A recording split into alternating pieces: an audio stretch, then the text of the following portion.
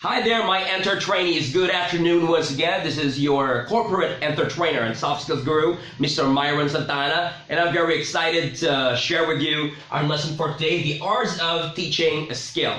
If you are working in, let's say, a manufacturing, construction, or call center industry, or any other industries in which teaching a skill is very important, and your employee would appreciate it, then this is for you. So if you guys are ready, then I request that you grab something to write on or write with, and let's walk through the arts of teaching a skill.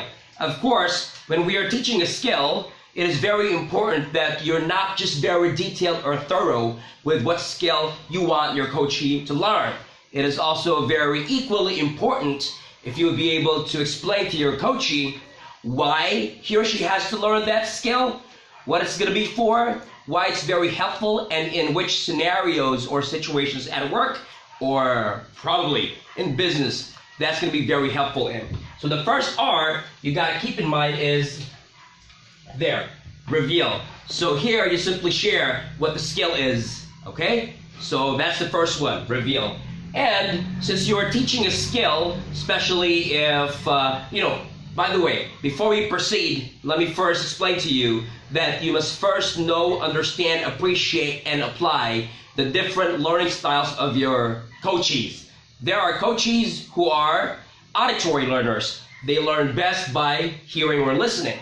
There are visual learners. They learn best by seeing or visualizing. And there are kinesthetic learners. They learn best by applying or being hands-on with what they have to learn.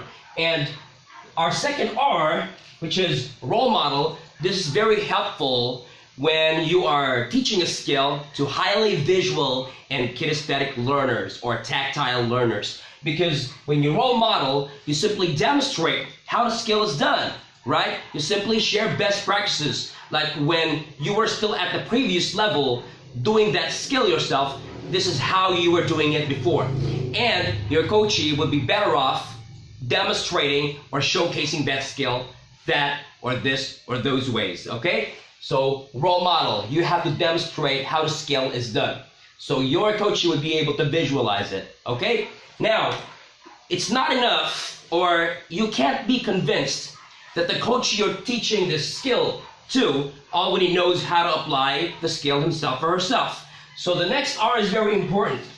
This is the part of teaching the skill in which you allow your coachee to do it himself or herself. So the coachee has to replicate the skill that you demonstrated or role modeled in the previous step.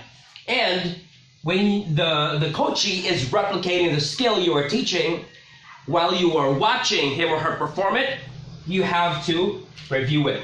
So you would know whether you have to, reward the coachee for a job well done, meaning you are complimenting your coachee for doing it correctly, or for being able to do it the way you want it, or for being able to copy or imitate how you did it in the role modeling step of the process, okay? Or if the coachee is not able to align himself or herself with the standard up to which you want him or her to perform the skill, then you may also rectify the skill the way your coachee is doing it.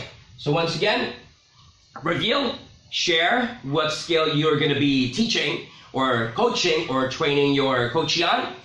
Role model, you have to show how the skill is done, so you can allow your coachee to benchmark with you.